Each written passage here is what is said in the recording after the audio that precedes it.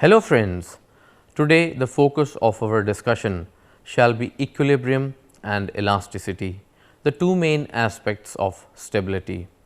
As we have seen that human constructions are stable in spite of the forces that act on them.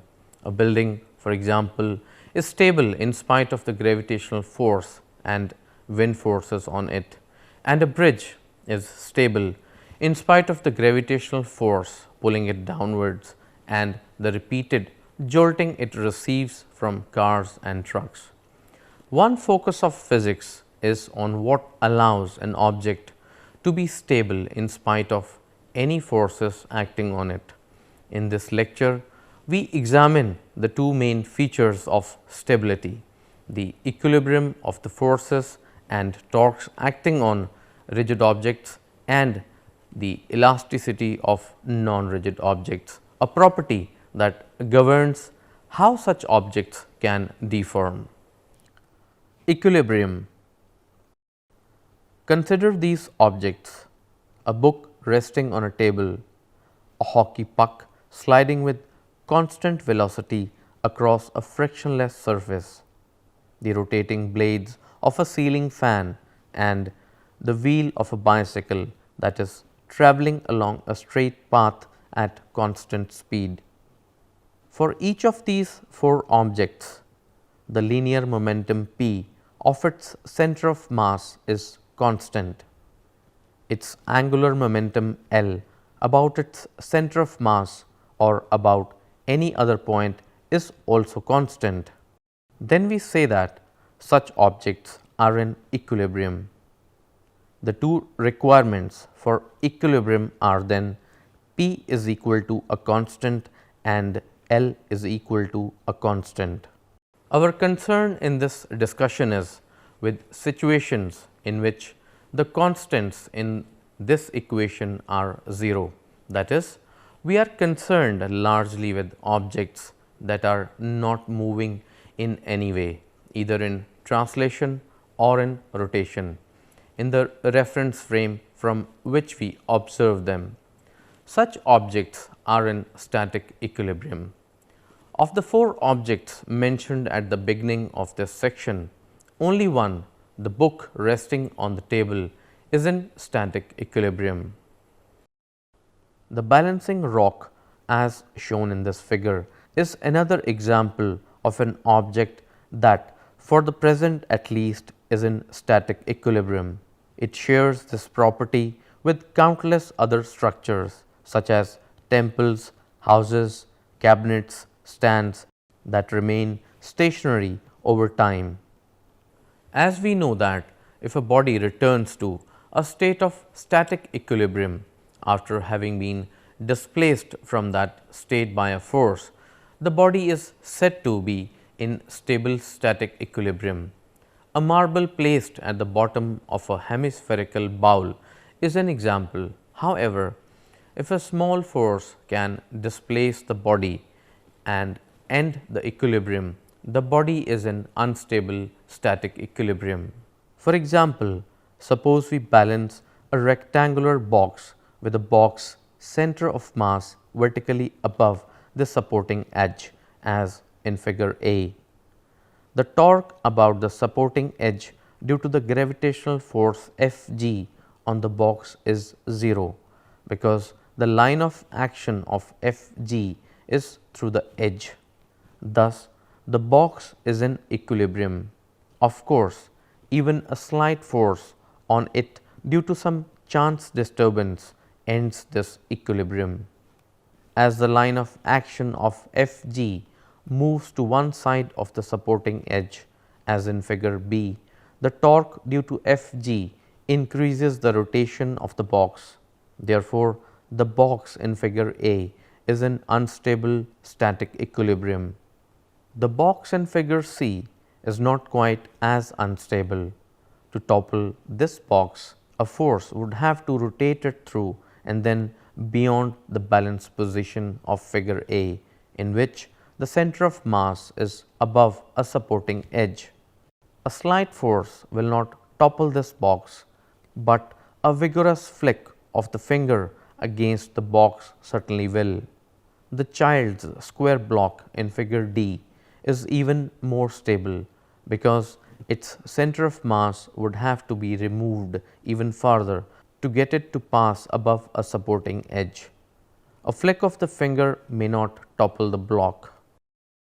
The worker in figure is like both the box and the square block.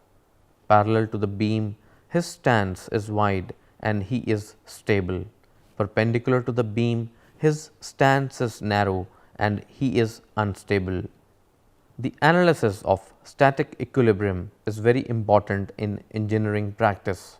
The design engineer must isolate and identify all the external forces and torques that may act on a structure, and by good design and wise choice of materials ensures that the structure will remain stable under these loads. Such analysis is necessary to ensure, for example, that bridges do not collapse under the traffic and wind loads, and that the landing gear of aircraft will function after the shock of rough landings. Hooke's law,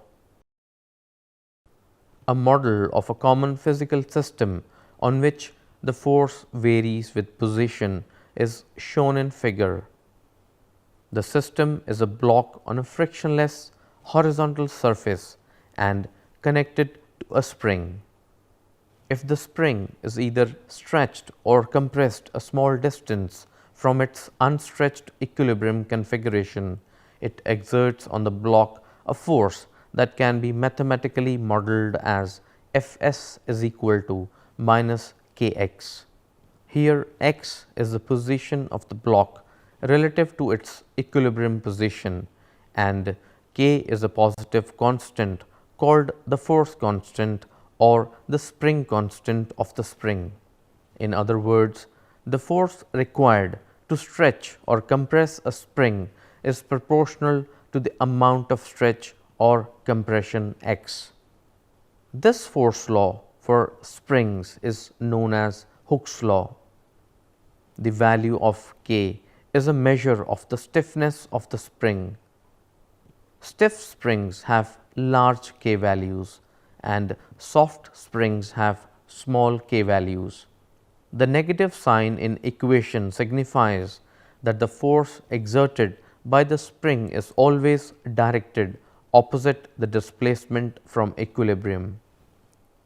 When x is greater than 0, as in figure A, so that the block is to the right of the equilibrium position, the spring force is directed to the left in the negative x direction. When x is less than 0, as in figure C, the block is to the left of equilibrium and the spring force is directed to the right in the positive x direction. When x is equal to 0, as in figure B, the spring is unstretched and Fs is equal to 0. Because the spring force always acts towards the equilibrium position, it is sometimes called a restoring force. Elasticity. When a large number of atoms come together to form a metallic solid such as an iron nail, they settle into equilibrium positions in a three-dimensional lattice, a repetitive arrangement in which each atom is a well-defined equilibrium distance from its nearest neighbors. The atoms are held together by interatomic forces that are modeled as tiny springs as shown in this figure. The lattice is remarkably rigid, which is another way of saying that the interatomic springs are extremely stiff. It is for this reason that we perceive many ordinary objects such as metal ladders, tables and spoons as perfectly rigid. Of course, some ordinary objects such as garden hoses or rubber gloves do not strike us as rigid at all. The atoms that make up these objects do not form a rigid lattice like that of shown in figure, but are aligned in long, flexible, molecular chains, each chain being only loosely bound to its neighbors. All real rigid bodies are to some extent elastic, which means that we can change their dimensions slightly by pulling, pushing, twisting or compressing them. To get a feeling for the orders of magnitude involved, consider a vertical steel rod 1 meter long and 1 centimeter in diameter attached to a factory ceiling. If you hang a subcompact car from the free end of such a rod, the rod will stretch but only by about 0.5 mm or 0.05%. Furthermore, the rod will return to its original length when the car is removed. If you hang two cars from the rod will be permanently stretched and will not recover its original length when you remove the load. If you hang three cars from the rod will break. Just before rupture, the elongation of the rod will be less than 0.2%. Although deformations of this size seem small, they are important in engineering practice. For example, we need to design the wings of aircraft carefully so that they stay on while flying. Figure shows three ways in which a solid might change in dimensions when force acts on it. In figure A, a cylinder is stretched. In figure B, a cylinder is deformed by a force perpendicular to its long axis, much as we might deform a pack of cards or a book. In figure C, a solid object placed in a fluid under high pressure is compressed uniformly on all sides. What the three deformation types have in common is that a stress or deforming force per unit area produces a strain or unit deformation. In figure, tensile stress associated with stretching is illustrated in part A, shearing stress in part B and hydraulic stress in part C. The stresses and the strains take different forms in the three situations of figure, but over the range of engineering usefulness, stress and strain are proportional to each other. The constant of proportionality is called a modulus of elasticity, so that stress is equal to modulus into strain. The modulus in general relates what is done to a solid object and how that object responds. It is similar to the spring constant K in Hooke's law that relates a force applied to a spring and the resultant deformation of the spring measured by its extension or compression. We consider three types of deformation and define an elastic modulus for each. Young's modulus measures the resistance of a solid to a change in its length. Shear modulus measures the resistance to motion of the planes within a solid parallel to each other. Bulk modulus measures the resistance of solids or liquids to change in their volume. Young's modulus, elasticity in length. Consider a long bar of cross-sectional area A and initial length Li, that is clamped at one end. When an external force is applied perpendicular to the cross section, internal forces in the bar resist distortion or stretching, but the bar reaches an equilibrium situation in which its final length Lf is greater than Li and in which the external force is exactly balanced by internal forces. In such a situation, the bar is said to be stressed. We define the tensile stress as the ratio of the magnitude of the external force F to the cross sectional area A. The tensile strain in this case is defined as the ratio of the change in length delta L to the original length Li. We define Young's modulus by a combination of these two ratios as Y is equal to tensile stress over tensile strain. This is equal to F upon A divided by delta L over Li. Young's modulus is typically used to characterize a rod or wire stressed under either tension or compression. Because strain is a dimensionless quantity, Y has units of force per unit area. For relatively small stresses, the bar returns to its initial length when the force is removed. The elastic limit of a substance is defined as the maximum stress that can be applied to the substance before it becomes permanently deformed and does not return to its initial length.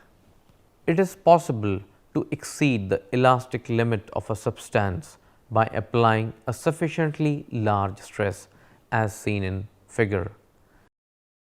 Initially, a stress versus strain curve is a straight line. As the stress increases, however, the curve is no longer a straight line. When the stress exceeds the elastic limit, the object is permanently distorted and does not return to its original shape after the stress is removed. As the stress increases even further, the material ultimately breaks. Shear modulus, elasticity of shape. Another type of deformation occurs when an object is subjected to a force parallel to the one of its faces, while the opposite face is held fixed by another force. The stress in this case is called a shear stress. If the object is originally a rectangular block, a shear stress results in a shape whose cross section is a parallelogram. A book pushed sideways, as shown in figure B, is an example of an object subjected to a shear stress. To a first approximation for small distortions, no change in volume occurs with this deformation. We define the shear stress as F divided by A, the ratio of the tangential force to the area A of the face being sheared. The shear strain is defined as the ratio delta x upon h. Here, delta x is the horizontal distance that the sheared face moves and h is the height of the object. In terms of these quantities, the shear modulus is S is equal to shear stress upon shear strain, that is F upon A divided by delta x upon h. Bulk modulus, volume elasticity. Bulk modulus characterizes the response of an object to changes in a force of uniform magnitude applied perpendicularly over the entire surface of the object as shown. We assume here the object is made of a single substance. An object subjected to this type of deformation undergoes a change in volume, but no change in shape. The volume stress is defined as the ratio of the magnitude of the total force F exerted on the surface area A of the surface. The quantity P is equal to F upon A and is called pressure. If the pressure on an object changes by an amount delta P is equal to delta F upon A, the object experiences a volume change delta V. The volume strain is equal to the change in volume delta V divided by the initial volume Vi. Therefore, we can characterize a volume or bulk compression in terms of the bulk modulus, which is defined as B is equal to volume stress upon volume strain and is equal to minus delta F upon A divided by delta V upon Vi, which is equal to minus delta P upon delta V divided by Vi. A negative sign is inserted in this defining equation so that B is a positive number. This is necessary because an increase in pressure causes a decrease in volume and vice versa. So friends, here we come to the end of our discussion in this lecture, and therefore we sum up. In this lecture, we learnt that a rigid body at rest is said to be in static equilibrium. For such a body, the vector sum of the external forces acting on it is 0. Static equilibrium also implies that the vector sum of the external torques acting on the body about any point is 0. The three elastic moduli are used to describe the elastic behavior or deformations of objects as they respond to forces that act on them. The strain or fractional change in length is linearly related to the applied stress or force per unit area by the proper modulus according to the general relation stress is equal to modulus into strain. So, that is it for today. In the next lecture, we shall be talking more about mechanics. Thank you very much.